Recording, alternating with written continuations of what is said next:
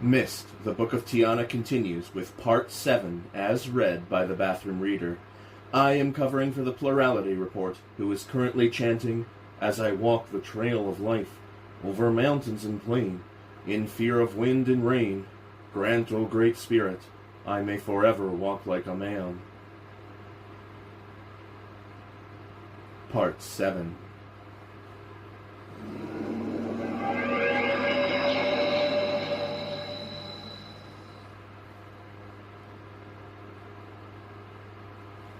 Last Days. It was over. The evidence had been heard, the verdict of the council unanimously given. It remained now only for the five lords to announce the sentence. The great chamber was hushed as Lord Rahira got to his feet and, stepping from his throne, stood over the kneeling Veovis. Veovis was chained at hand and foot. His head had been shaved, and he wore a simple prison gown of rust red, which showed his bare arms and calves. Seated just behind the kneeling prisoner, looking on attentively, were Atris and his wife Tiana, who, because of her part in things, had been allowed to attend this final ceremony. It was only 2 weeks since that moment. To the astonishment of the five great lords, both Tiana and Veovis had linked through into this self-same chamber. Both Atris and his wife were now much improved from their wounds. Atris sat there with his head bound, Tiana with a bandage about her wounded shoulder. There was a silent tension in the chamber as Rahira looked about him at the seated ranks of the guildsmen.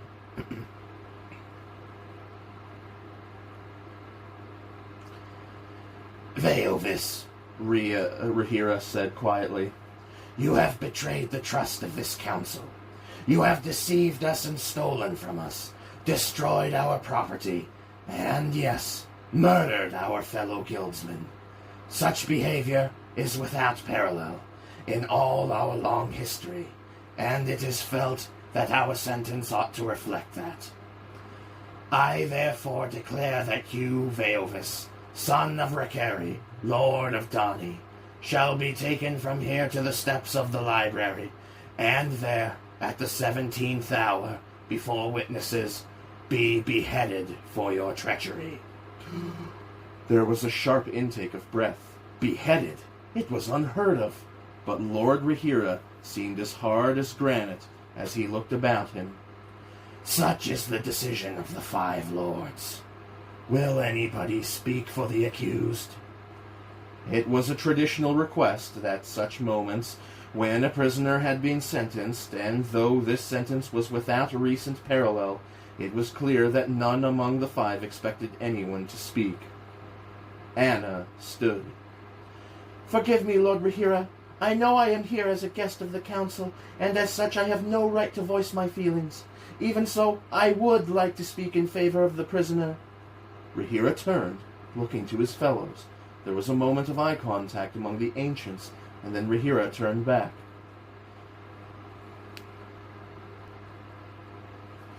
If anyone deserves the chance to speak, it is you, Tiana. Though why you should wish to utter a word in favor of this miscreant is quite beyond my imagination. Step forward. At that moment, Veovis screamed, That barbaric animal is going to speak on my behalf? Never! I won't allow it!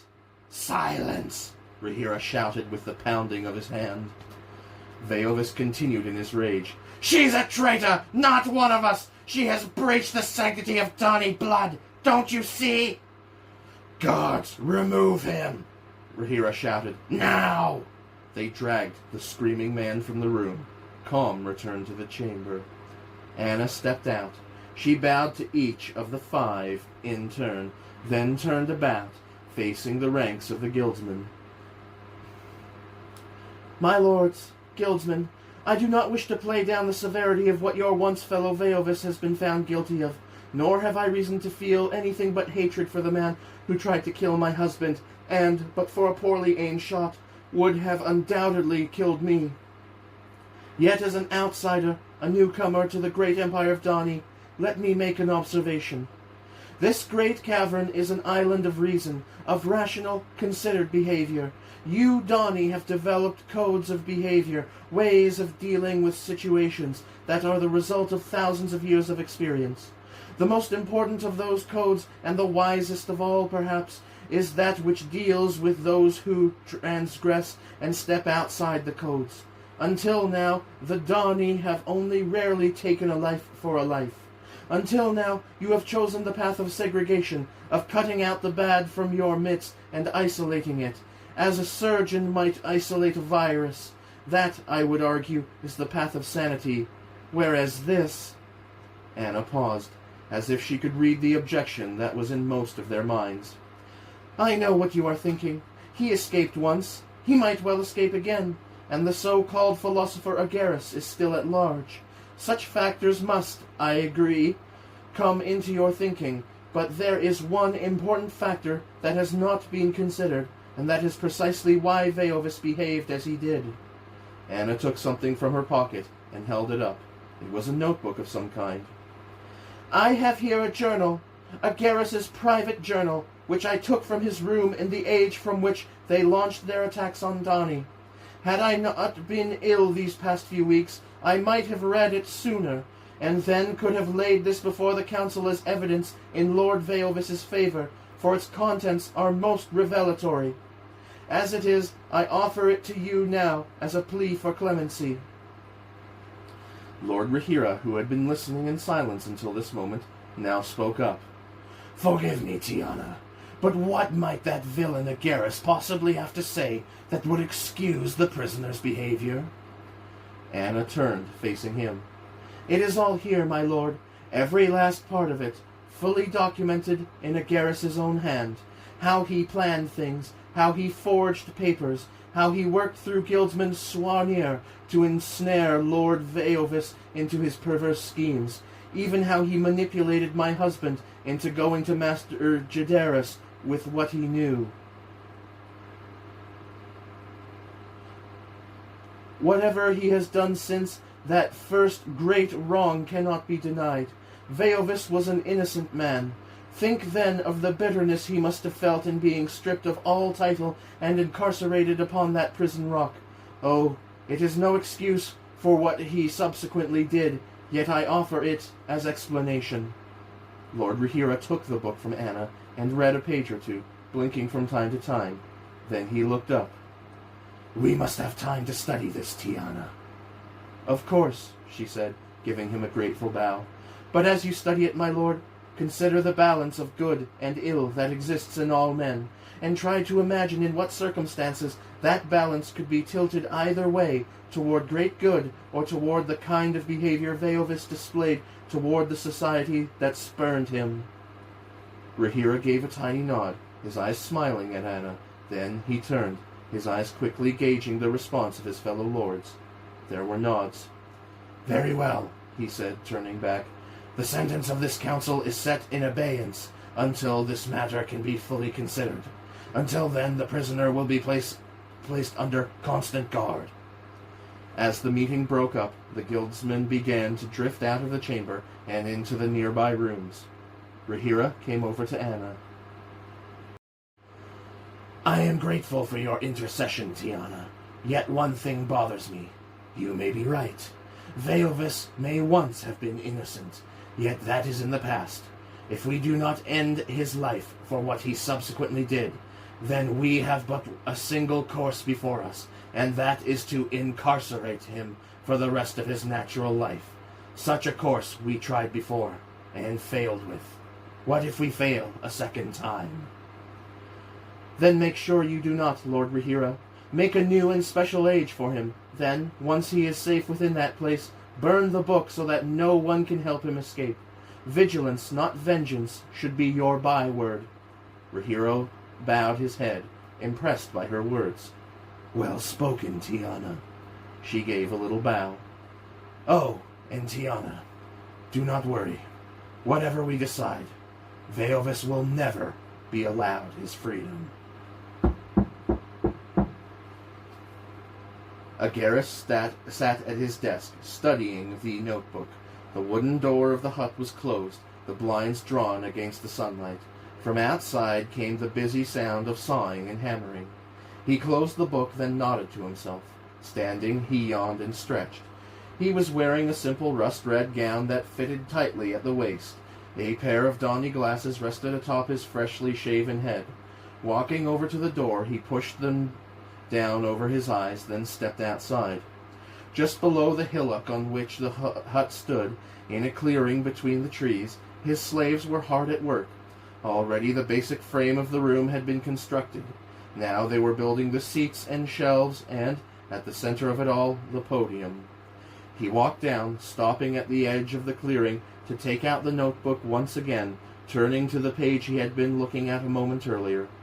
For a moment he compared Swarnir's sketches to the room that was being constructed in the clearing. Then he slipped the book away once more. There was no doubting it. Swarnir had had a good eye. No detail had evaded him. Everything he needed was here, every measurement. He began to laugh, a deep, hearty laughter that rolled from his corpulent frame, making the natives glance up at him fearfully before returning to their work. "But we shall change all that," he said, as his laughter subsided. "No rules, no guidelines, nothing but what I want." The thought of it sent a tiny shiver up his spine. Nothing but what I want. The preparations were meticulous. 4 of the guild's finest writers were assigned the task of making the new age. Each of them allocated one specific strand of the whole. Working to Lord Rahira's brief, in copybooks that had no power to link, they patiently produced their words, passing on their finished creations to the Grand Master of their guild, Jair, who, in coordination with Grandmaster Jadaris of the Maintainers, compared the texts and made his subtle corrections, ensuring that the resultant age was consistent and thus stable.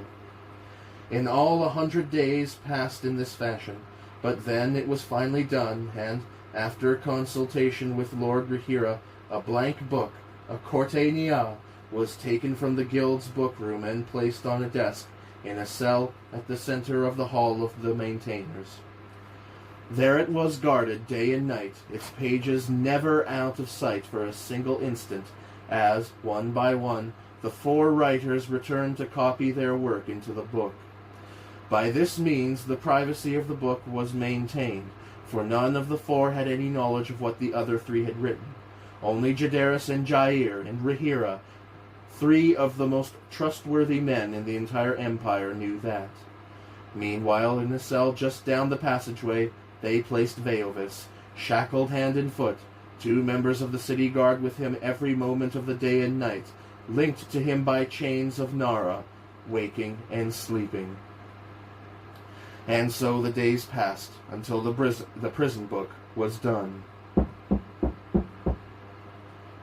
At the 17th hour, on the day of judgment, the great bronze bell rang out from the tower above the hall of the Guild of Maintainers.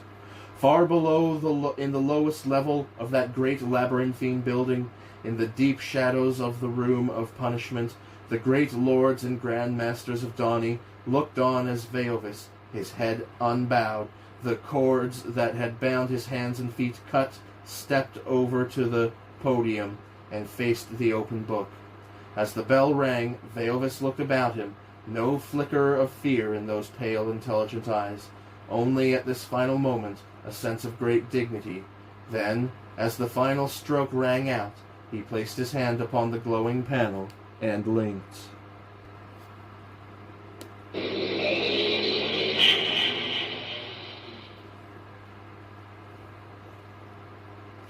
As he vanished, a sighing breath seemed to pass through the watching guildsmen. Heads turned, looking to Lord Rahira. "It is done," he said quietly. "Master Jadaris, take the book away and burn it." Yet even as he spoke the words, there was a faint disturbance of the air before the book, the faintest blur. For the briefest instant, Rahira thought he glimpsed a figure in a rust-red prison gown, his head shaved bare. Rahira looked about him, surprised. Was he the only one to have seen it? And what precisely had he seen? An after-image? Or was this some flaw in the book itself? After all, it was rare for a book to be made by 4 separate writers, and it was possible that some minor errors had crept into the text. He frowned, then set the matter from his mind. It was of no importance. All that mattered was that they burned the book. Then Donnie would be safe. Master Jaderis stepped up to the podium and, closing the book, lifted it ceremonially in both hands, then carried it from the room. They followed along a passageway and through into the furnace room. Here, since time immemorial, they had burned faulty books, destroying their failed experiments and shoddy work. But this was different. This was a world that functioned perfectly. And so we break our own rules, Rahira thought. And even if it were for a good cause, he still felt the breach as a kind of failure. This is not the Donnie way. We do not destroy what is healthy. Yet Tiana was right. It was either this or put Veovis to death, and there was no doubt about it now.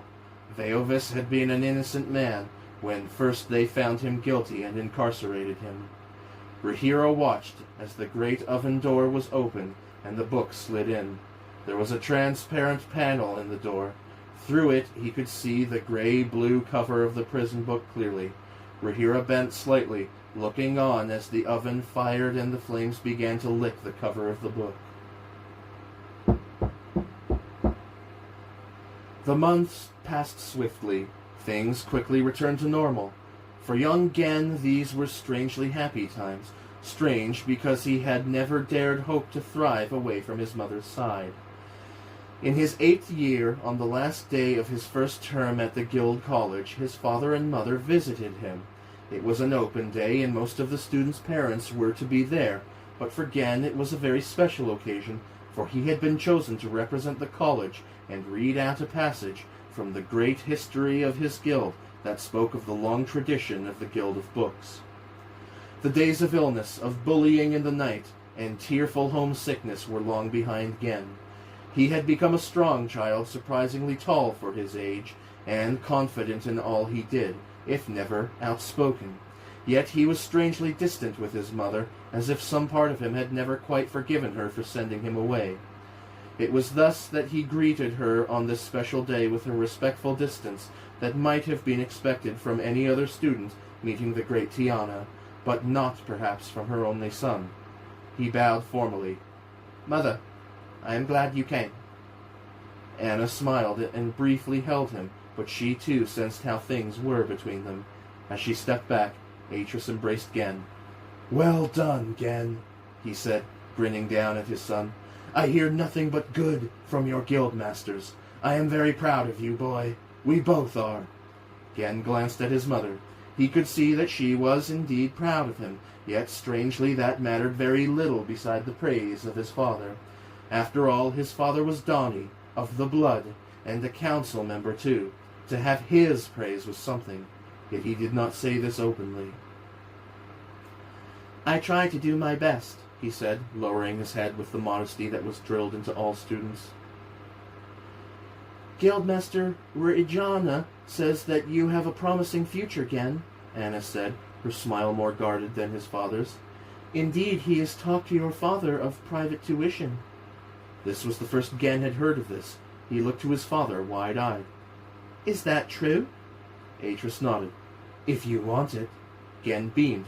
"Of course I want it. Who would not? Oh, I ache to be like them, father. Like the masters, I mean. To know what they know. To be as they are." Atris laughed. "I understand that feeling, Gen, but you must be patient too." Gen lowered his head again. "Of course," he calmed, matching his demeanor to a more somber mood. "Thank you. Thank you both. I shall make you proud of me." Anna smiled and reached out, ruffling his hair. "We are already proud of you, Gen. More proud than you could ever imagine." As Gen finished the oration, Anna felt the tightness in her stomach vanish, her anxiety replaced by a great uprush of pride. To think he had nearly died, and not once but several times, and now here he was, standing confidently before his peers and masters, yes, and before a great hall full of parents too, speaking with real feeling and pride of the great tradition into which he had been born. She glanced at Atris and saw the great beam of a smile on her husband's face, and knew he shared all she felt. My son. Oh, it was difficult sometimes. Gen could be cold and distant, but she put that down to his age, yes, and to other things. It had not been easy for him being of mixed blood, yet he had come through it all triumphantly. As Guildmaster Regina stepped up to the podium, he gave a little bow to Gen. There was the faintest trace of a smile on his lips, a trace that vanished as he turned to face the audience.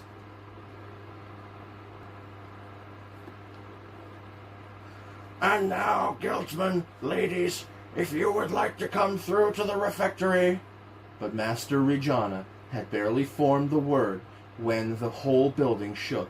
He looked up, surprised, as if he had imagined it, but from the murmur in the audience, from the way a number of the guildsmen and their ladies had risen to their feet, he was not alone in experiencing that tremor.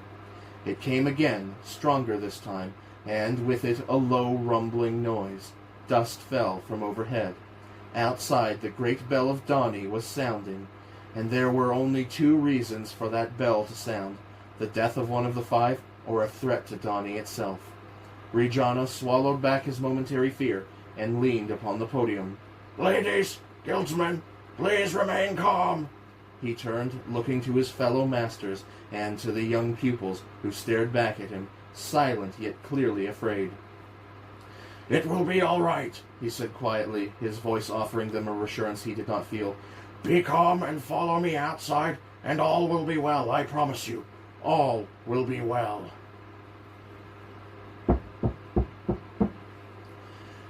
Anna saw it at once. As she emerged from the guild hall, there on the far side of the great cavern, a great crack had opened in the wall of the cave, and from it spewed a dark cloud of gas. She looked to Atris, as if he might explain it, but from the expression on his face, he seemed as dumbfounded as anyone. "What is it?" she asked, trying not to succumb to the panic that seemed to be spreading among the people all about her. At the sight of the dark cloud, some of the women had started screaming and wailing. "I do not know," he said, unable to tear his eyes from it. "But it might be best to link away from here until more is known." "But you will be needed, Atris." He looked to her. "I did not mean myself. You and Gen. You should take him home, to the mansion, then go to Gemidet. At once. There are provisions there." "And you?" she asked, fearing for him suddenly. He smiled, then kissed her. "I shall come when I can, Tiana, but take Gen straight away, and look after him." "All right, but take care, my love, and come when you can." "I shall," he said. Then, turning, he hastened away, heading for the guild house. Anna hesitated a moment, watching Atris go, an awful feeling filling her at the sight of him making his way through the crowd. Then, determined to do as he had asked, she turned, beginning to make her way back up the steps, anxious to find Gen. Slowly the dark cloud spread, like a mighty veil being drawn across the far side of the cavern. Inch by inch it crept across the lake, edging toward Donny, and where it touched the surface of the lake, the light from the lake was extinguished. The light-giving algae were dying, by the look of it, poisoned by the noxious fumes of the cloud. And if that cloud were to reach out its fingers to Donny City, then they would also die. The city below was in turmoil. The shrieks of terror and wailing of the desperate were dreadful to hear. There were great queues now at all of the common libraries as people made their way to the safety of the common ages. Anna stared across the cavern for a moment, longer, horrified, then hurried on, taking Gen's hand and pulling him along behind her. There was not far to go now, and she was beginning to think about what she would need to pack, journals and books and the like, when the third tremor struck. It was by far the largest of the three tremors, and threw them both from their feet, showering them with dust and debris. Walls were crumbling now. Buildings were crashing to the ground. Just up ahead of them, the front of one of their neighbors' mansions tumbled into the alleyway, throwing up a great cloud of dust. As the tremor faded, Anna lifted herself onto her hands and knees and turned anxiously. But Gen was fine. He had a small cut on his brow, but it was almost nothing. Come on, she said, getting to her feet, then taking his hand again, before the next one hits. But they had barely gone a dozen paces when the whole cavern seemed to resound like a struck gong. They clung to each other, waiting for the great ceiling to come down on them, or the earth to open up beneath them. But despite the mighty roar of falling masonry and cracking walls, they came through untouched. Indoors, Tessera was waiting for them anxiously. "Thank the Maker you are here," she said, relieved to see at least two of her family home safe. "But where is Atris?" "He has gone to the guild house," Anna said, more calmly than she felt. "He will come when he can." Tessera gave a nod of resignation. "Carlos went too, as soon as the first tremor struck. No doubt they will return together." Anna nodded, then said, "I need to get one or two things from the study. Take Gen and link through. I will follow you just as soon as I can. Atris said we were to link to Gemidet." "Gemidet? But surely Kawar would be safer." "It is what he said." Tessera bowed her head, for once giving in to her daughter-in-law. "Then go quickly, Tiana. I shall see you in Gemidet." Anna slipped the knapsack onto her back, then went out into the corridor. Time was pressing now, but she could not go until she had taken one final look at things. Climbing the stairs, she emerged onto the balcony, then hurried over to the rail.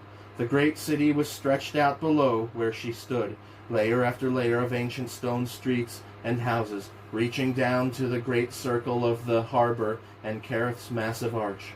Though it was day, lights burned in most of the houses, for a strange twilight was falling over Donny as the great cloud spread, its poisonous fumes dousing the lake's soft glow.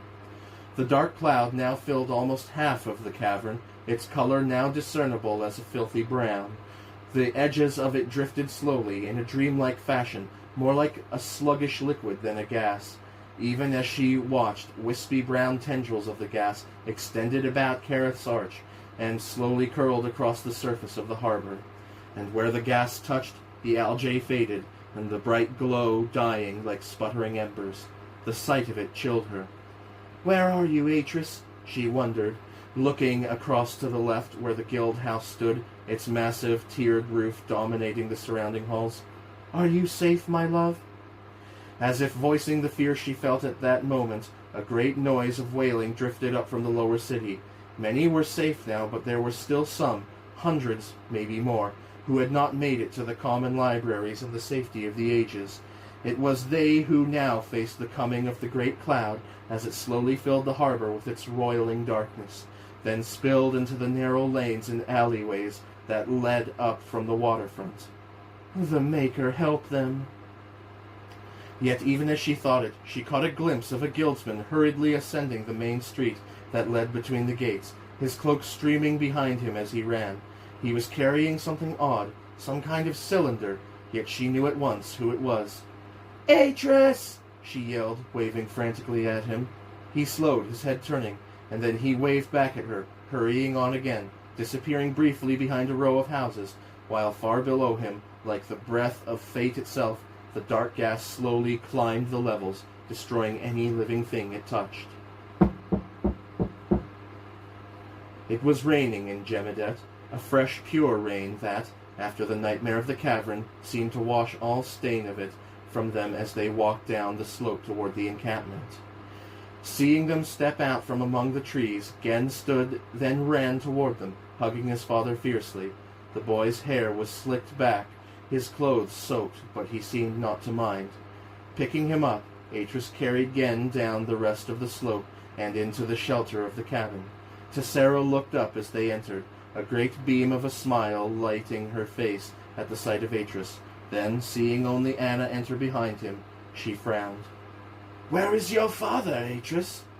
"In Donny," Atris answered somberly, slipping the cylinder from his back and balancing it in the corner. "He stayed?" "He agreed to, along with the 5 and all the other Grand Masters. It was their plan to go to one of the guild worlds and there to debate things further. Then he is safe, she said, relieved. For a time, Atris answered, taking the mask from his cloak pocket and placing it on top of the cylinder, the end of it dangling from the great silver nozzle. What do you mean? Atris shrugged. I mean only that none of us knows yet what has really happened or where the gas is coming from. As for the tremors, there were no early signs in the rock, nor is there any history of such local disturbances. So what are we to do? Stay here? For a time, yes, until things blow over. I have been ordered to remain here for 10 days. At the end of that, I am to return to Donny, wearing the mask and cylinder. Others will return at the same time. If all is well, we shall bring the people back to Donny. And if it is not? Tessera asked, her face gaunt. Atris sighed. Then we stay here for a time, until we can make things well again in Donny.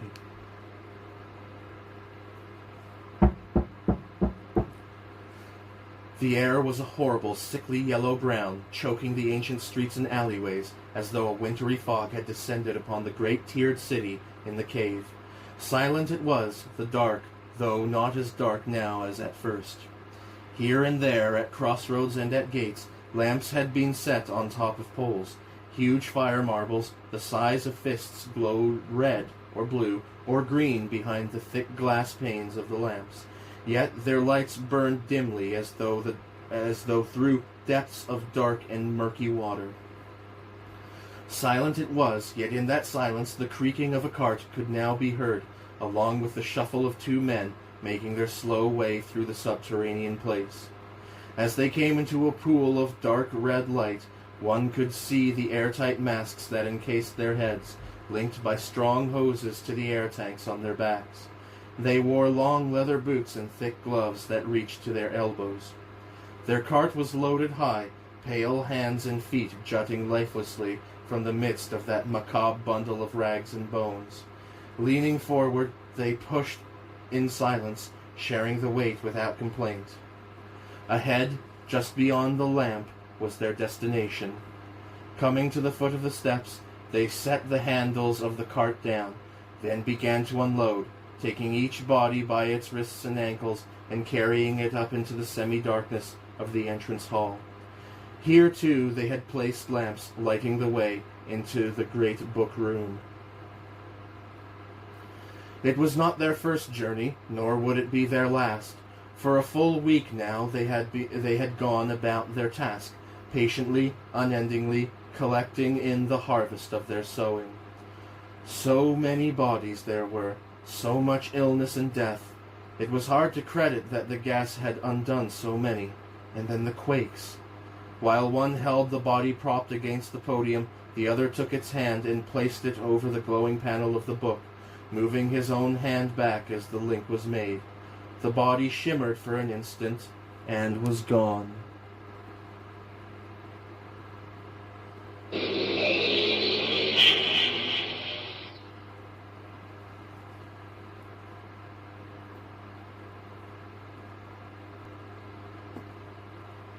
And so on endlessly it seemed. 1,000 corpses, maybe more, their dead hands filled yet with living cells linking into the ages, their bodies racked with illness, rife with the contagion that had swept these mortuary streets. Looking through their masks at one another, the two men smiled grimly. Another philosopher? Oh, another, my lord. Most certainly another. The two men laughed, a dark and bitter laughter, and then they returned to bring another body from the cart, to send another of their dark seeds through into the ages, destroying the sanctuaries one at a time, finishing the work they had begun. It was the evening of the 9th day. Tomorrow Atris would return to Donny. As the day ended, they sat on a platform of rock just above the falls, just Anna and Atris, looking out over the little world they had made. The sun, behind them, cast their shadows long across the lush greens of the valley. For a long time they were silent. Then Anna spoke. "What do you think you will find?" Atris plucked a stem of grass and put it to his mouth. Now that it was evening, he had pushed his glasses up onto his brow, but where they had sat about his eyes, his pale flesh was marked with thin red furrows. He shrugged. "Who knows? Yet I fear the worst. I had hoped some message would have come through earlier than this. Or my father." Anna reached out, laying her hand softly against his neck. He feared for his father more than for himself. So it was with Atris. It was always others before himself. And that was why, ultimately, she loved him, for that selflessness in him. "How long will you be?" Atris turned slightly, looking at her. "As long as I am needed." "And if you do not return?" "Then you will stay here." She began to shake her head, but he was insistent. "No, Tiana, you must do this for me, and for Gen." The mention of Gen stilled her objections. Atris was right. Gen was still only 8.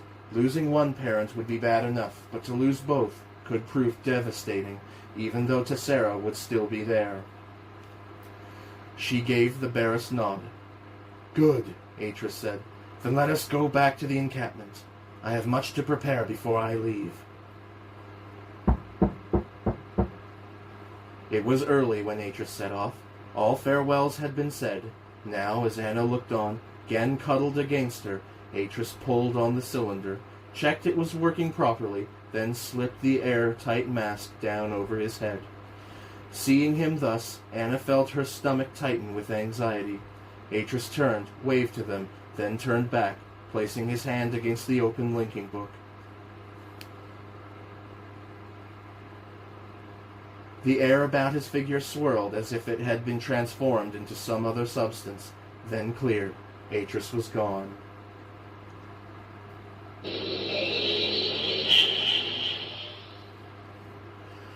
Anna shivered. Words could not say the fear she felt at that moment, a dark, instinctive fear for him. "Be brave, my darling," she said, looking down at Gen. "Your father will come back.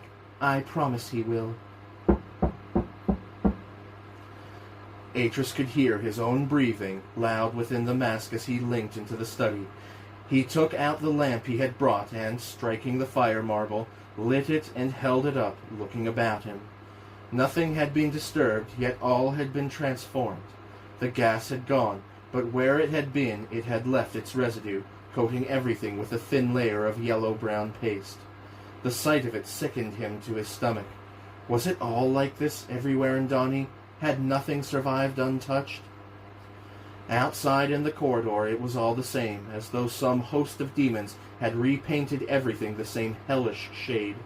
Where his booted feet trod, he left long smearing marks upon the floor. Atris swallowed. The air he breathed was clean and pure, yet it seemed tainted somehow by what he saw. He went down the stairs into the lower level of the house. Here some of the gas remained, pooled in the corners of the rooms. Faint wisps of it drifted slowly through open doorways.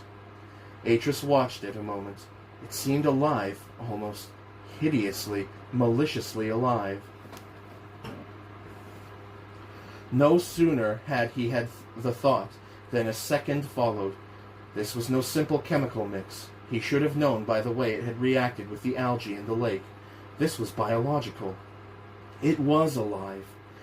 He went out again, heading for the front door, then stopped, deciding to douse the lantern just in case. He did so, letting the darkness embrace him. Then he stepped up to the door, finding his way blindly. Outside it was somewhat lighter, but only comparatively so. Most of the cavern was dark, darker than Atris had ever imagined possible, but there were lights down below him and to his left, not far off if he estimated correctly, approximately where the great halls of the guilds had once stood. Had stood, for even in the darkness he could see evidence of the great ruin that had fallen upon Donny. Between him and the lights, silhouetted against them, was a landscape of fallen houses and toppled walls, as if a giant had trampled his way carelessly across the rooftops. Atris sighed, then began to make his way toward those lights. There would be guildsmen there, he was certain of it, maybe even his father, Collis. They would have news, yes, and schemes to set things right again. The thought of that cheered him. He was Donnie, after all.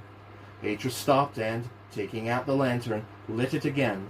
Then, holding it up before him, he began to make his way through the ruin of the streets and lanes, heading for the guild house. The guild house was empty. Its great doors, which had once been proudly guarded, were now wide open. It had been built well and had withstood the ravages of the great quakes that had struck the city, yet all about it was a scene of devastation that had taken Atris's breath. There was barely a building that had not been damaged, and everywhere the sickly yellow-brown residue of the gas. Atris stood in the great council chamber, facing the 5 thrones, his lantern held up before him. It was here that he had left his father, here that he had made his promise to return on the 10th day. So where were they all? Had they been and gone, or had they never come? There was one sure and certain way to find out.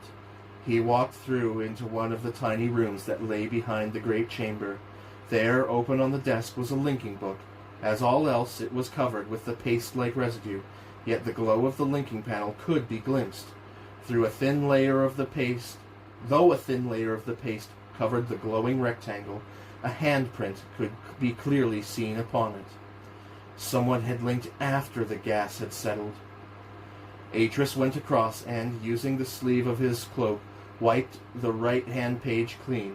At once the glow became clear. If the 5 lords and his father were anywhere, they were there in that age. He doused the lantern and stowed it, then placed his hand upon the panel. He linked.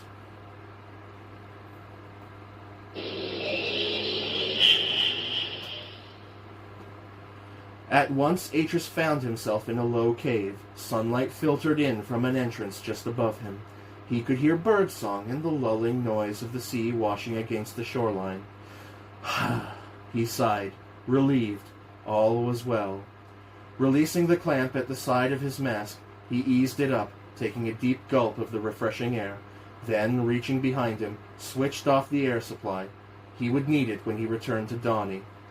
Quickly he climbed the twist of steps that had been cut into the side of the cave wall, pausing only to take out his glasses and slip them on.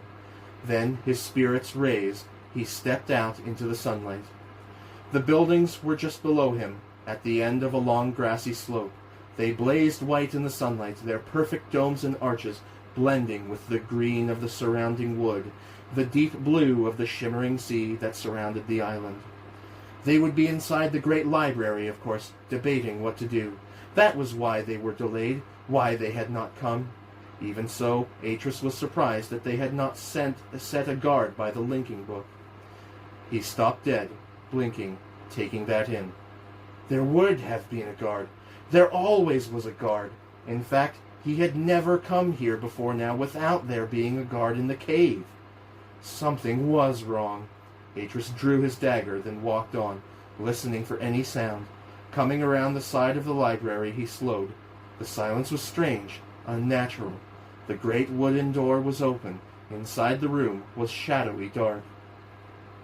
The elders of Donnie sat in their seats about the chamber, 30, maybe 40 in all. In the darkness they seemed to be resting, yet their stillness was not the stillness of sleep. Slipping his dagger back in its sheath, Atris took out his lamp and lit it, then stepped into the chamber. In the glow of the lantern he could see the dreadful truth of things. They were dead, every last one of them dead, their faces pulled back, the chins slightly raised, as if in some final exhalation. Atris shuddered, then turned. "Father!" Collis sat in a chair close by the door, his back to the sunlight spilling in from outside.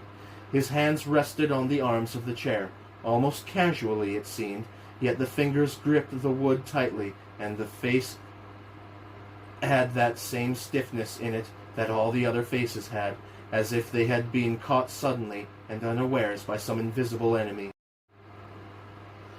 Atris groaned and sat down to his knees, his head lowered before his father. For a long while he remained so. Then slowly he raised his head again. What in the maker's name has happened here? Atris turned, looking up into the masked face of the newcomer. The man was standing in the doorway, the sunlight behind him. He was wearing the purple cloak of the Guild of Inkmakers. But Atris could not make out his features clearly in the gloom. "It's some kind of virus," he began. Then, seeing that the other made to unmask himself, shook his head. "No! Keep that on!" The guildsman let his hand fall away from the strap, then looked about him. Are they all dead? He asked, a note of hopelessness entering his voice.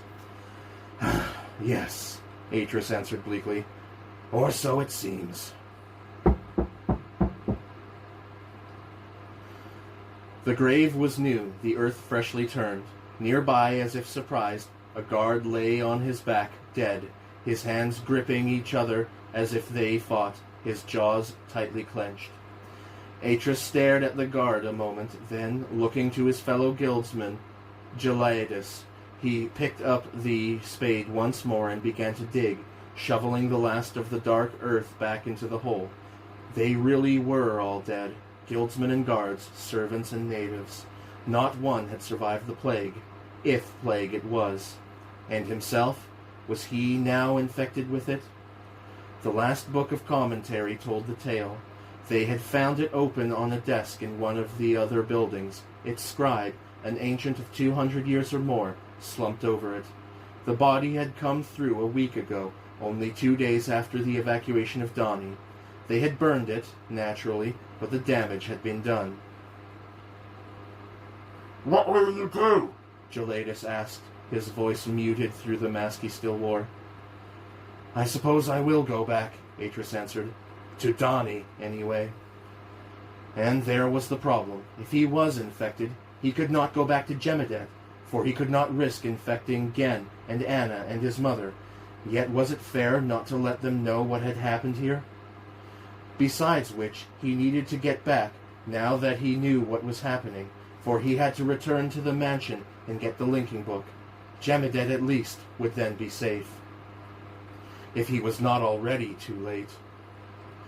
I shall come with you, Gelaius said finally. There's nothing here. Atris nodded, then looked up at the open sky and at the sun winking fiercely down at him. The surface. He could always make his way to the surface. Yes, but what about any others who had survived? Could he persuade Gelaius, for instance, that his future lay on the surface? Atris set the spade aside, then knelt, murmuring the Donny words of parting over the grave. Then, standing again, he made his own, more informal farewell. Goodbye, my father. May you find peace in the next age, and may Yavo the Maker receive your soul. Atris lingered a while, his eyes closed as he remembered the best of his father. Then he turned and slowly walked away, making his way back to the linking cave, Gelaius following slowly after. The door to the family book room had been smashed open, the shelves of the room ransacked. On the podium the Book of Koa lay open, its pages smeared, a clear handprint over the panel. Atris stared at it in shock. Signs of desecration were everywhere, smeared footprints in the hallways and in almost every room. But had they gone upstairs? His heart almost in his mouth, Atris slipped and skidded up the stairs in his haste. His workroom was at the far end of the corridor. Footsteps led along the corridor toward it. Atris stopped dead, staring at them in horror. So they had been here too. In the doorway he paused, looking about him. A circle of footprints went halfway into the room, then came away. He frowned, not understanding, then rushed across the room. The Book of Jemadet was where he had left it on the desk. The open pages were undisturbed, the thin layer of pasty residue untouched. Atris sighed with relief. Taking a clean cloth from a drawer, he wiped the cover carefully, then tucked it into the knapsack beside the other things he had packed for the journey. He had taken extra cylinders from the hall of the Guild of Miners, and food from the sealed vaults in the hall of the caterers, enough for an 8-day journey, if he had 8 days. And Anna? Would she keep her word? Would she stay in Jemadet and not try to come after him? He hoped so, for if she linked here, There would be no linking back for her. Not to Gemidet, anyway, for the book would be with him, and he was going to the surface. Atris went to the front door and looked out across the darkness of the cavern. He had seen them yesterday on his return, or thought he did, the ghostly figures of a garrison Veovis pushing their cart of death, and, seeing them, he had known that nowhere was safe from them, not in Donny, anyway, nor any of the linked ages. If he and Anna and the boy were to have any kind of life, it would have to be up there on the surface. But were the tunnels still open, or had the great quakes that had flattened so much in Donny destroyed them also? He would have to go and see for himself, if he lived that long, if sickness did not take him from the journey. It was the evening of the 16th day, and Anna sat at Gen's bedside, listening to his gentle snores in the shadows of the room. A book of Donny tales lay beside her, face down where she had put it. Worn out by a day of playing in the woods, Gen had fallen asleep even as she read to him. Not that she minded. Anything that took his mind off his father's prolonged absence was welcome, and it was good to see him sleep so deeply and peacefully. Leaning across, she kissed his brow, then stood and went outside. The stars were out now, bright against the sable backdrop of the sky. Anna yawned and stretched. She had barely slept this past week. Each day she expected him back, and each day, when he did not come, she feared the very worst. Tessera, she knew, felt it almost as keenly as she did. Maybe more so, for she, after all, had both a husband and a son who were missing. Yet Tessera found it much easier to cope with than she did, for she was Donny, and had that rock-like Donny stoicism. Had it been 1,000 days, Tessera would have waited still, patient to the last. Am I so impatient then? Anna asked herself, walking over to the rock at the head of the valley. She smiled, knowing what Atris would have said. It was the difference in their life expectancy, or so he argued. She was a short-fused and burned fast, while he... Come back, she pleaded silently, looking out into the star-filled night. Wherever you are, come back to me, Atris. If they had to spend the rest of their years on Gemidet, she would be content, if only she could be with him. And if that is not your fate? It was her father's voice. It was a long time since she had heard that voice. A long, long time since she had needed the comfort of it. He has been a good man to you, Anna. Yes, she said quietly, speaking to the air. I could not have wished for a better partner. But now you must learn to be alone. She blinked. There was such certainty in that voice. No, she said after a moment. He will come back. He promised, and he always keeps his promises. The voice was silent. Tiana? Anna started, then turned. Tessera was standing not 10 paces from her, just below her on the slope. She must have been walking down by the stream. Coming closer, Tessera looked at her and frowned. Who were you talking to? Anna looked aside, then answered her honestly. I was speaking to my father. Ah. Tessera stepped closer so that Anna could see her eyes clearly in the half-light. And what did he say?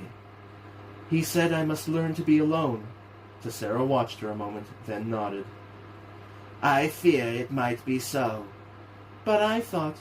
Carlos is not there. I cannot feel him any more. No matter where he was, no matter when, he was always there with me.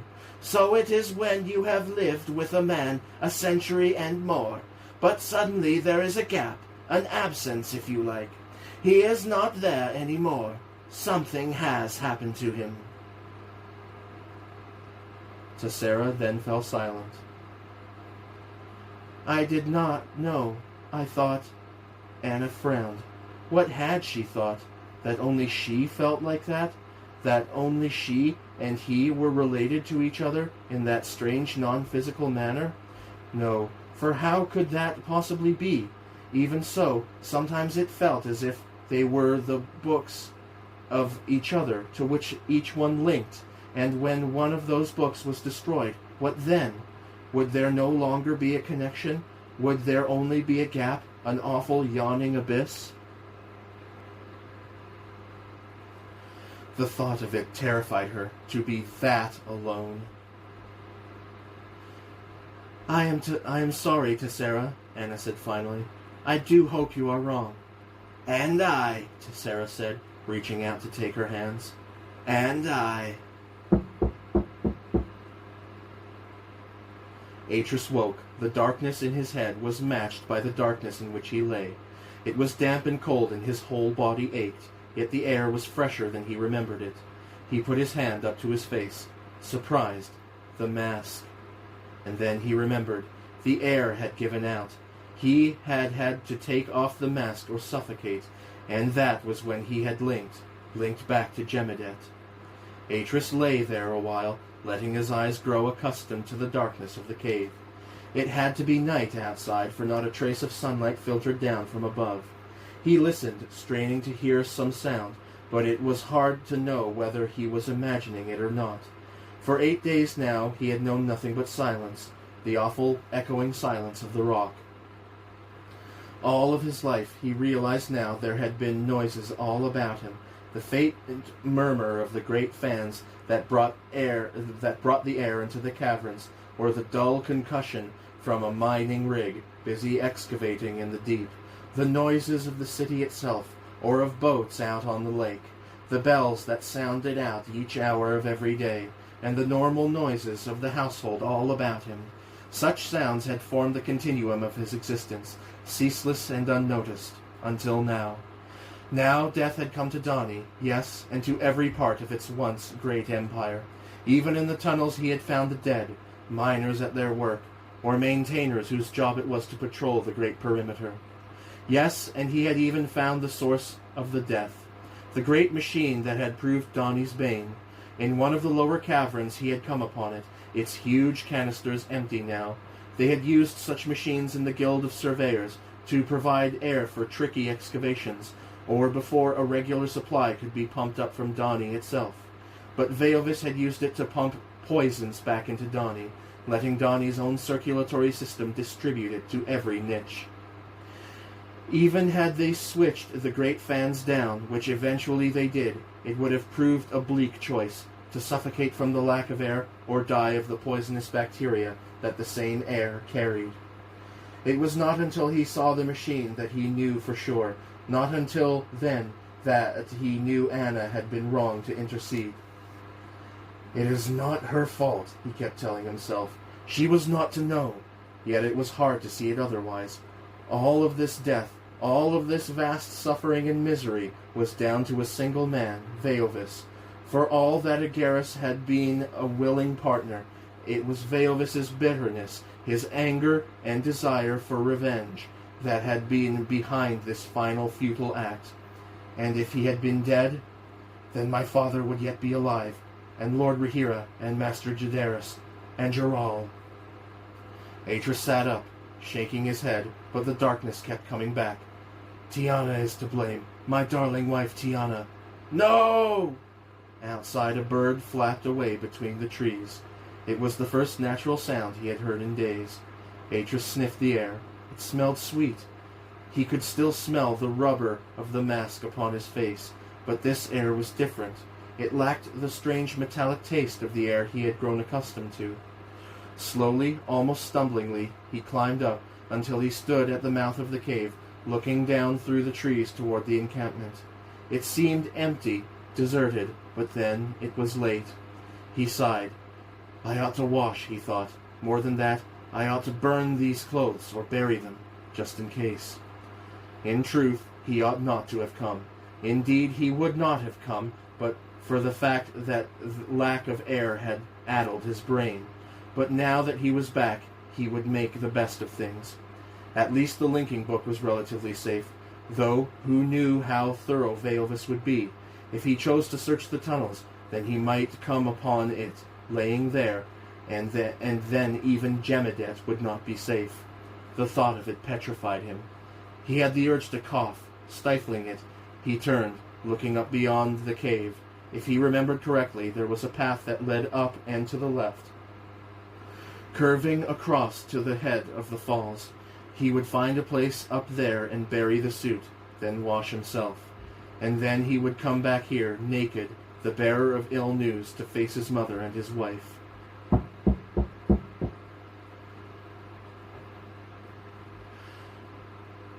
They had found Atris up by the pool beside the waterfall, his body bathed in sweat, his eyes staring. Getting 2 servants to carry him, they had brought him back to the encampment and laid him on the bed. Then, for the next 3 days, Tessera and Anna took turns tending him, bathing his brow, and holding his hand while the fever raged on. On the morning of the 4th day he finally woke. Anna had been sleeping in the tent nearby, when Gen came and shook her. Mother, mother, father is awake. She hurried across to the cabin to find Atris awake, his eyes clear and lucid. Tessera sat beside him, smiling and holding his hand. He looked weak, but he was alive, and seeing Anna, a faint smile came to his lips. Tiana. His voice was little more than a breath. Do not talk, she said, going over to kneel beside the bed and take his hand. I must, he said, the words the faintest whisper. No, she said, you must rest. You must get back your strength. But Atris shook his head. I am dying, Tiana. I know it. But I have been given this moment, and I must use it. He paused, coughing a little, then continued, his voice wavering a little. They are dead. Everyone dead. My father. I buried him in Donnie. Donnie is ended. But there is a way out. Through the tunnels. I mapped it. My notebook. Yes, yes, Anna said impatiently. But you must rest now, Atris, please. For a moment his eyes blinked close. With an effort he opened them again, his eyes looking to Anna pleadingly. You must go, Tiana. Please. Promise me you will go. You are not safe here. Why? Why aren't we safe here? But Atris had drifted into sleep again. His head had fallen back and his breathing was shallow. Let him sleep, Tessera said, looking to Anna, as if concern for her boy was the only thing in the universe. Yet Anna could see that Atris's news had shocked her. Indeed, it had shocked them both. Then suddenly she remembered Gen. She whirled about. Gen was standing in the doorway, staring, his face aghast. It isn't true, he said, his voice tiny. Tell me it isn't true. But she could not lie, and as he saw it in her face, so that look returned, a look of purest horror. Turning, he fled. Gen, she cried, going to the doorway. Gen, come back! But Gen was already at the edge of the wood. With the barest glance back, he disappeared among the trees. Anna turned back, looking to Tessera, but Tessera was not there. Her eyes seemed distant and hollow now, and her shoulders sagged as if her son's soft words, so quiet, so insubstantial, had broken her. Even as Anna looked, a tear trickled down Tessera's cheek and fell. Gone. All of it gone. But how was that possible? Surely some had survived. She stared at Atris, wondering what else he had not told her. Why was this age not safe? Why? Tell me, Atris, she said quietly. Please tell me. But Atris did not answer her.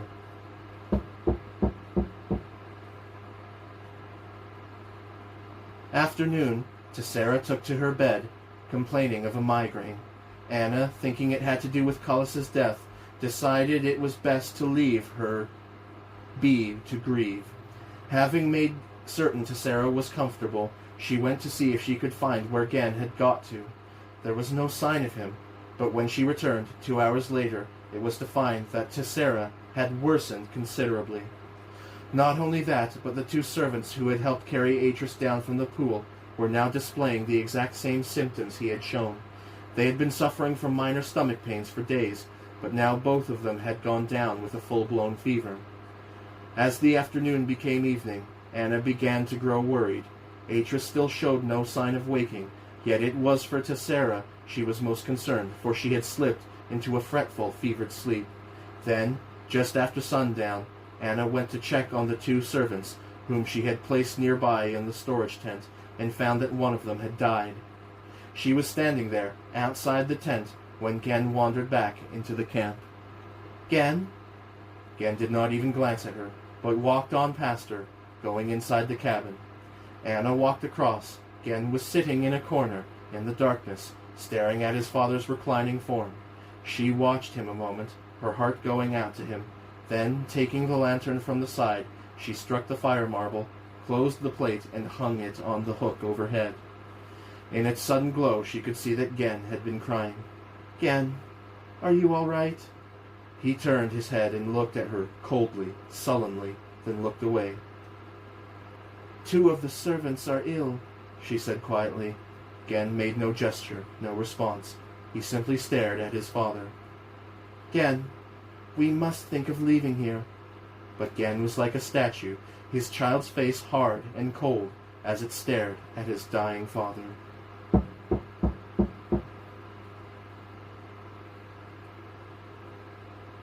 That night, the rest of the servants ran away.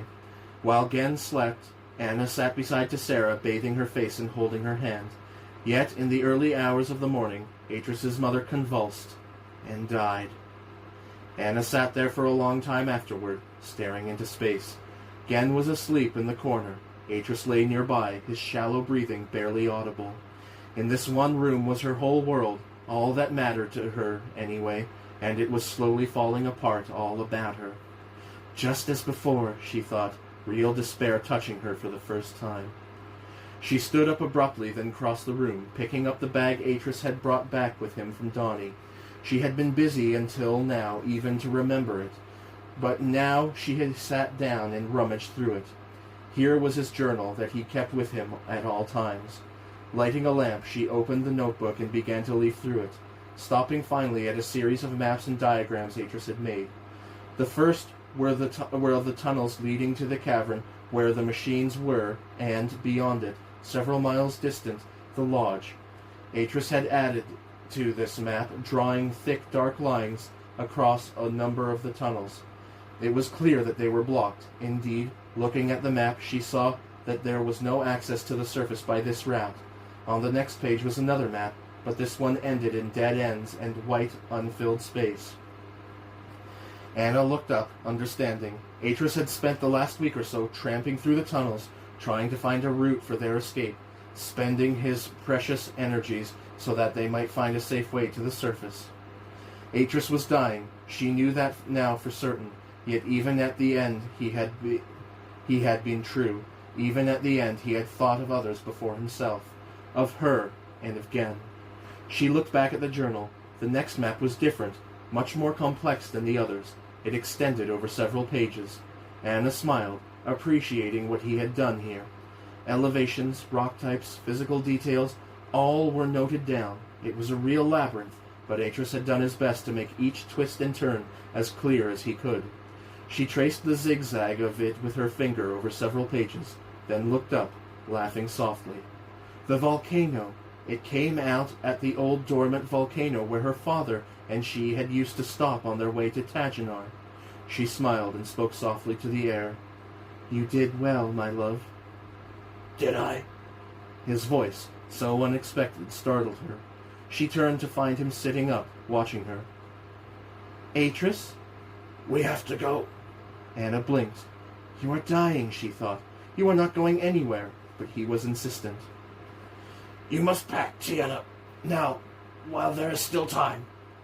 Time for what? I am coming with you, he said, then coughed.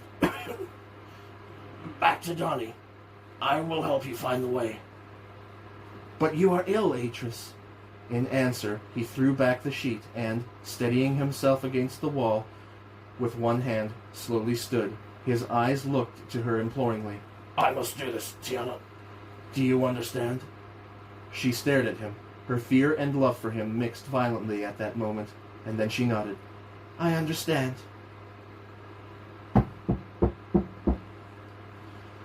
Packing the last few things into the bag, Anna slipped it onto her back and went outside, into the sunlight. Gen was just below her, standing beside his father, supporting him as they looked down at Tessera's grave. Anna sighed, then walked across. Gen was wearing the suit she had made for him and the mask lay loose about his neck. His own knapsack was on his back.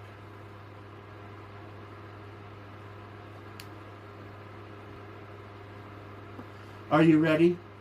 Both Gen and Atris looked to her and nodded. Then, on impulse, Gen ran down the slope and, bending, leaned out over the edge. Anna looked to Atris and frowned, wondering what he was doing, but in a moment Gen was back, holding out a tiny sheath of white flowers for her to take. The other bunches were in his other hand. She took them from him, then, knowing what he intended, cast the flowers onto Tessera's grave and stepped back, allowing Gen and Atris to do the same. Farewell, dear mother, Atris said, looking out past the mound at the beauty of the valley. You will be with me always. Gen stood there a moment, then, bowing his head, scattered the flowers and said his own farewell. Goodbye, grandmother. May we meet again in the next age. Anna blinked, surprised. He seemed to have grown up so much these past few weeks. She put out her hand to him. Come, Gen. We must go now. Gen hesitated a moment, then, with a glance at his father, reached out and took her hand. Anna gave it a little squeeze, then, turning from the grave, began to climb the slope, heading for the linking cave, Atris following behind. It was the 22nd day after the fall.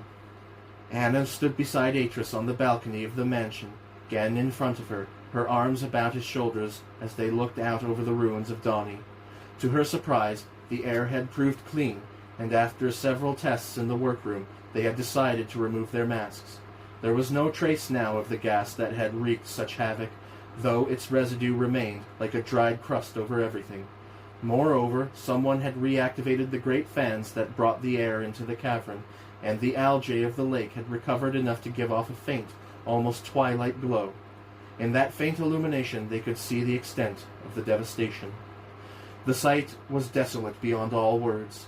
What had once been the most magnificent of cities was now a mausoleum, an empty, echoing shell of its former glory. She could feel Gen trembling and knew that he was close to tears. All that he had ever known lay within the compass of his sight. His shattered hopes and dreams were here displayed, naked to the eye. Why, even the great rock that stood in the very midst of the lake had split, the wood before the axe. Come, she said gently, meeting Atris's eyes. Let us go from here. Walking down through the dead streets, their sense of desolation grew. Barely a house stood, without great cracks in its walls. Barely a wall or gate remained undamaged. From time to time, the rubble of a house would block their way, and they were forced to backtrack, but eventually they came out by the harbor's edge. The great statues that had once lined the harbor wall were all cracked or fallen. The great merchant fleet that had once anchored here now rested on the harbor's floor. They could see their long shadows 30 or 40 feet below the surface. Anna turned, looking about her. There was no sign anywhere of a boat, and they needed a boat. Without one, there was no chance of getting across the lake. There are boathouses to the east of the harbor, Atris said. down by the lake's edge. There will be barges there. But the boathouses were burned, the barges smashed. Someone had made sure they could not get across. Atris sighed and sat, his remaining strength almost spent. I'll go and look, Anna said, gesturing to Gen that he should sit with his father and take care of him. There must be something. In a moment she was back, her eyes shining. There is, she said. One boat, a small thing, but big enough for us three. Atris's eyes came up, suspicion in them. Was it tied up? She nodded, then frowned. What is it? But Atris merely shook his head. Nothing. Let us go at once. Gen helped his father stand, then supported him as they made their way toward where the boat was moored. They were not halfway across when a fearful cry rang out from the lower city at their backs. All three of them turned, shocked by the sudden sound. It came again. Atris looked to his wife. Go to the boat, Tiana. Take Gen and wait for me. It might be Geladus. But Atris... Go to the boat. I'll join you in a while. Anna hesitated, reluctant to let him go. Yet she knew that this too was his duty, to help his fellow guildsmen if in need. Taking Gan's hand, she led him away, but all the while she kept glancing back at Atris, watching as he slowly crossed the open harbor front, then disappeared into one of the narrow alleyways. "Come, Gan," she said. "Let us secure the boat for when your father returns." Atris leaned against the wall, doubled up, getting his breath. The pain in his limbs and in his stomach was growing worse, and he felt close now to exhaustion. Moreover, he was lost, or at least he had no idea just where the sounds had come from.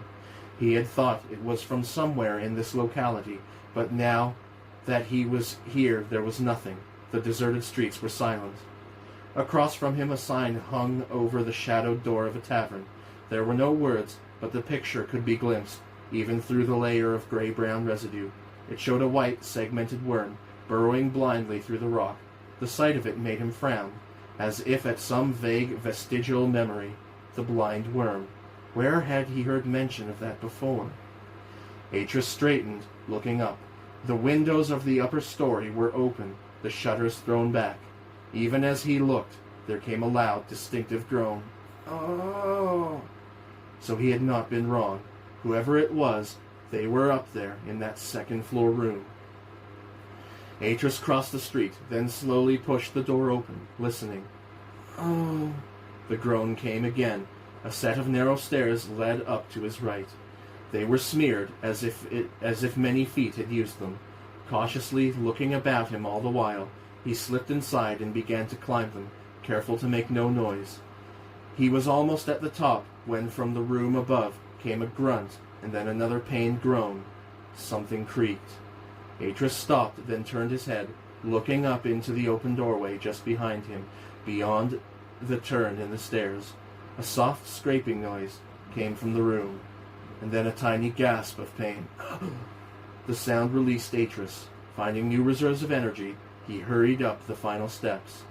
Standing in the doorway, he gasped, astonished by the sight that met his eyes. It was a long, low-ceilinged room, with windows overlooking the harbor. In the center of the room, a table was overturned, and all three chairs. Blood smeared the floor surrounding them, trailing away across the room, and at the end of that trail of blood, attempting to pull himself up onto the window ledge, was Veovis, the broad blade of a butcher's cleaver buried deep in his upper back. Veovis! But Veovis seemed unaware of his presence. His fingers clutched at the stone ledge as his feet tried to push himself up, his face set in an expression of grim determination. Horrified, Atris rushed halfway across the room, yet even as he did, Veovis collapsed and fell back, groaning. Oh. Atris knelt over him. Veovis, Veovis, it is Atris. What happened here? There was a movement in Veovis's face. His eyes blinked, and then he seemed to focus on Atris's face, and with that came recognition.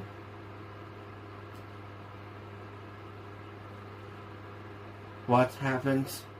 Veovis laughed, then coughed. Blood was on his lips. His voice, when he spoke, came raggedly between pained breaths. My colleague and I, we had a little disagreement. The ironic smile was pained. Agaris? Veovis closed his eyes, then gave the faintest nod. And you fought? Veovis's eyes flickered open. It was no fight. Veovis swallowed painfully. He stabbed me when my back was turned. Veovis grimaced, fighting for his breath. Atris thought he was going to die right there and then, but slowly Veovis's breathing normalized again, and his eyes focused on Atris once more. I would not do it. What? What wouldn't you do? The age he wanted. I would not write it. A tiny spasm ran through Veovis. Atris gripped him. Tell me, he said. I need to know. Veovis almost smiled. And I need to tell you. He swallowed again, then. He wanted a special place. A place where we could be gods. Gods? Veovis nodded. It was the ultimate heresy, the ultimate misuse of the great art, to mistake writing, the ability to link with pre-existent worlds, with true creation. And, at the end, Veovis, it seemed, had refused to step over that final line. He looked up at Atris now. Atris blinked. Suddenly the image of his workroom had come to his mind, the trail of footprints leading halfway to the book but no further. Was that you? He asked softly. In my workroom, I mean. Veovis took 2 long breaths, then nodded. But why? After all you did, why let us live?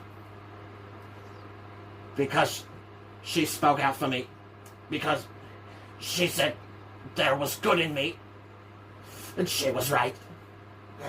Even at the end. Veovis closed his eyes momentarily, the pain overwhelming him. Then he continued, struggling now to get the words out before there were no more words. It was as if there was a dark cloud in my head, poisoning my thoughts. I felt... Veovis groaned. Nothing. Nothing but hatred, anyway. Blind hatred. Of everything and everyone. There was a shout from outside, carefully laying Veovis down. Atris went to the window and looked out, what he saw filling him with dismay. What is it? Veovis asked from below him. Out on the lake, a single boat was heading out toward the distant islands.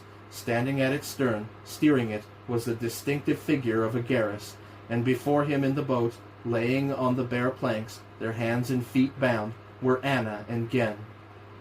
It's a Garrus, he said quietly. He has Tiana and my son. Then you must save her, Atris. Atris gave a bleak cry. How? That Garrus has the only boat, and I am too weak to swim. Then link there. Atris turned and looked down at the dying man. Where is he taking them?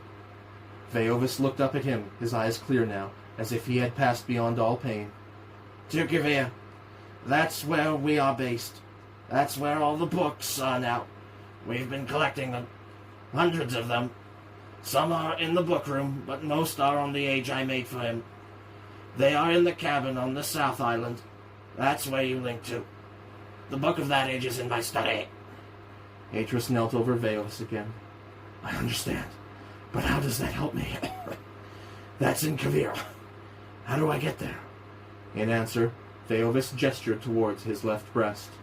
There was a deep pocket there, and something in it. Atris reached inside and took out a slender book. He did not know I had this, Veovis said, smiling now. It links to Nidur Gamat. There is a book there that links directly to my study on Kavir. You can use them to get to the island before he does. Atris stared at the book a moment, then looked back at Veovis. Veovis met his eyes. Do you still not trust me, Atris? Then listen. The book I mentioned, it has a green cover. It is there that Garrus plans to go. It is there that you might trap him. You understand? Atris hesitated a moment, then... I will trust you, for I have no choice. And perhaps there is some good in you, at the last.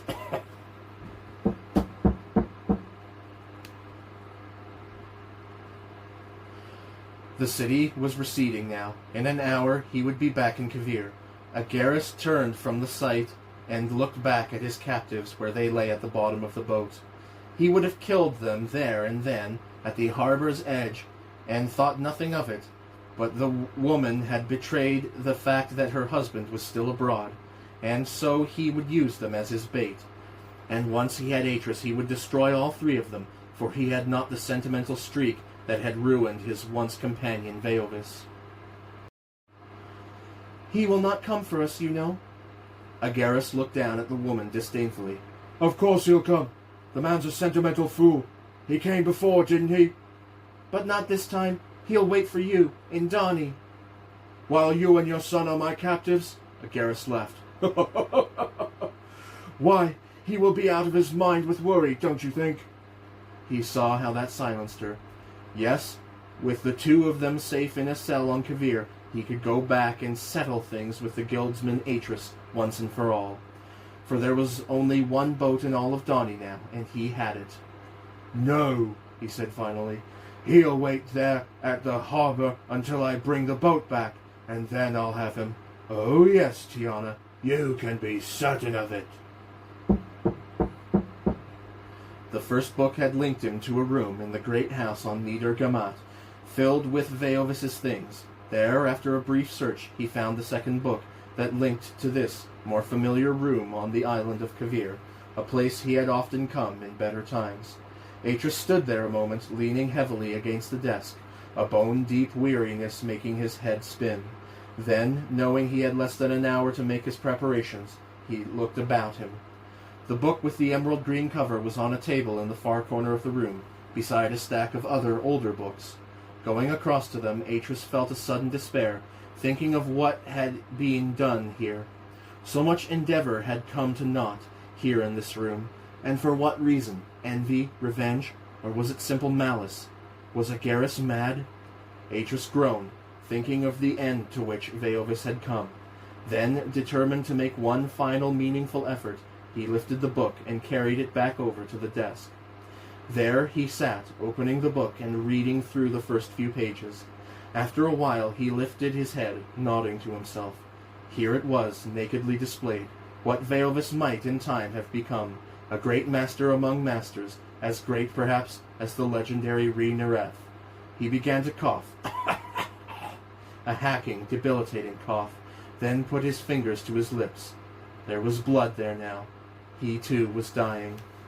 Taking a cloth from his pocket, Atris wiped his mouth and then began, dipping the pen and scoring out essential phrases and adding in others at the end of the book, trimming and pruning the most perfect of ages, preparing it. And all the while he thought of Anna and of Gen, and prayed silently that they would be all right. Agaris climbed the steps of the harbor at Kavir, Anna and the boy just in front of him, goaded on by the point of his knife. At the top he paused and, grasping the loose ends of the rope by which their hands were bound, wrapped them tightly about his left hand. Then, leading the two behind him like a pair of hounds, he went inside the mansion. Kavir had not been untouched by the tremors, and parts of its impressive architecture had cracked and fallen away into the surrounding lake, yet enough of it remained for it to be recognizable.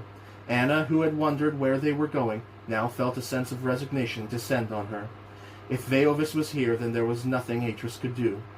Anna glanced at her son. Gen's face was closed, his eyes sullen, as if this latest twist were no more than could be expected. Yet he was bearing up for all his trials, and she felt a strange twinge of pride in him for that. She was about to speak when she caught the scent of burning. Agaris too must have noticed it at the same moment, for he stopped suddenly and frowned. For a moment he sniffed the air, as if he had been mistaken. Then, with a bellow, he began to hurriedly climb the stairs, dragging them along after him. As they approached the book room, the smell of burning grew and grew, until, at a turn in the stairs, they could see the flickering glow of a fire up ahead of them. Agaris roared, "Ah! My books!" For a moment, as he tugged at the rope, Anna almost fell, but she kept her footing. Gen did, however. She heard his cry and saw that Agaris had let go of the rope that held him, but there was no time to see if he was all right. The next instant she found herself behind Agaris in the doorway to the book room. Beyond him the room was brilliantly lit. Smoke bellowed from a stack of burning books, and just to one side of the flaming pile, a book in one hand, a flaming torch in the other, stood Atris.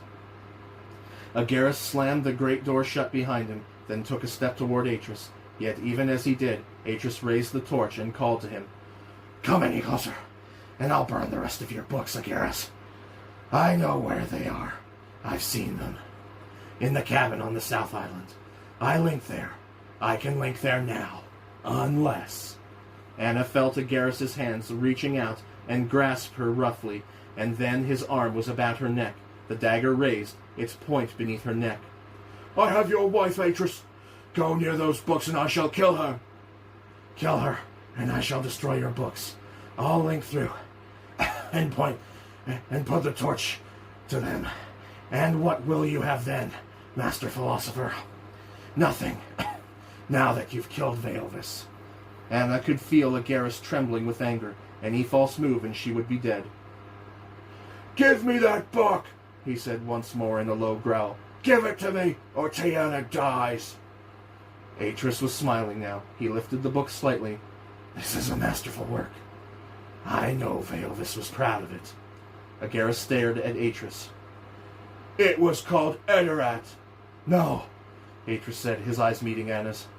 Veovis had another name for it. He called it Beelzebub. Anna caught her breath. She stared at him, loving him more in that instant than she had ever loved him. I love you, she mouthed silently. Atris answered her with his eyes. Well, he asked, returning his attention to Agaris. Do we have a deal? The book, and all those books within. For my wife? But Agaris simply laughed. Atris lowered the torch. His eyes went to the cover of the book. Then, with a final loving look at Anna, he placed the hand that held the burning torch upon the glowing panel. Agaris howled. Thrusting Anna away from him, he ran across the room. Atris! She yelled as his figure shimmered and vanished. Atris!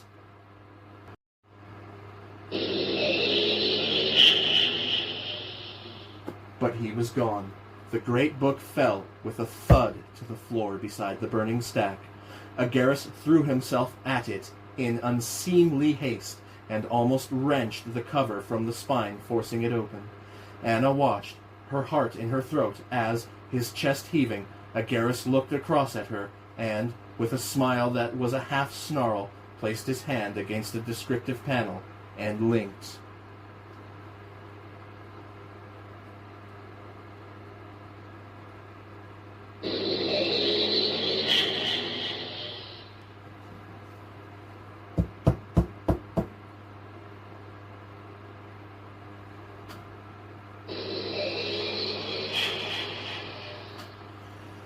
Even as he linked into the cave, Agaris stumbled, doubling up in pain. The air was burning, the reek of sulfur choking.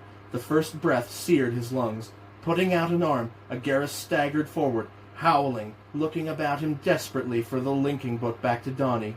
Yet even as he did, a great crack appeared in the floor of the cavern. The heat intensified. There was a glimpse of brilliant orange redness, one stark moment of realization. And then the rock slab on which he stood tilted forward. Agaris's shrill cry of surprise cut off as he tumbled into the molten flow. And then silence, the primal, unheard silence of the great cauldron of creation. Anna cried quietly, crouching over the green-covered book and studying the glowing image there. For a moment or two, there was the temptation to follow him, to end it all, just as Atris had. Then someone hammered on the book room door. It brought her back to herself. Again. Anna turned to face the smoldering pile of ashes that had once been Donnie books, then dropped the green-covered book upon the rest. Sparks scattered. A cloud of smoke wafted up toward the high ceiling of the room. A moment later, flames began to lick the burnished leather of the cover. For a moment, she simply stared, feeling the gap there now where the other book of her life had been, just as Tessera had described it. Then, getting to her feet again, she turned, even as the knocking came again, more urgently this time, and began to walk across.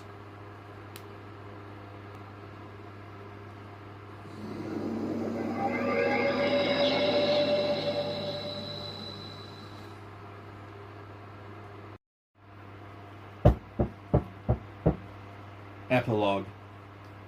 The sun was edging above the mountains far to the east as the figure of a woman emerged from the lip of the volcano, cradling a sleeping child. The desert floor was still in deep shadow. It lay like a dark sea about the bright, black-mouthed circle of the caldera.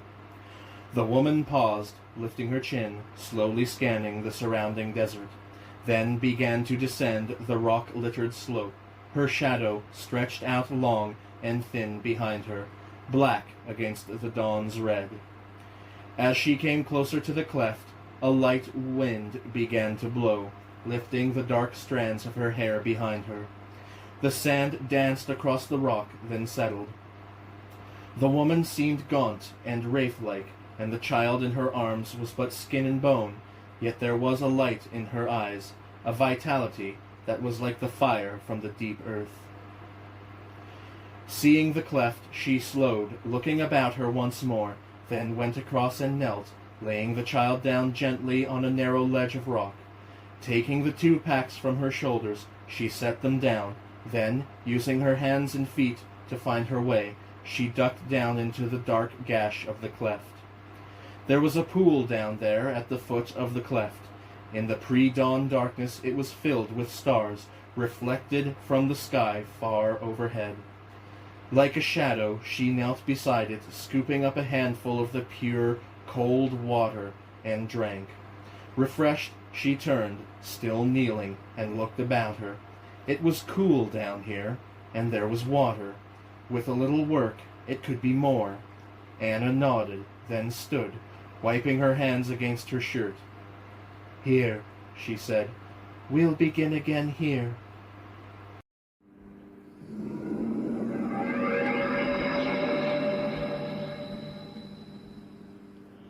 The end. This concludes the book Myst, the Book of Tiana. Thank you very much for listening to this a one-take toilet top audiobook production. I have been the Bathroom Reader, and I, along with the Plurality Report, shall return to you soon with the next book in the series, Myst, the Book of Donnie. Thank you again, and goodbye for now.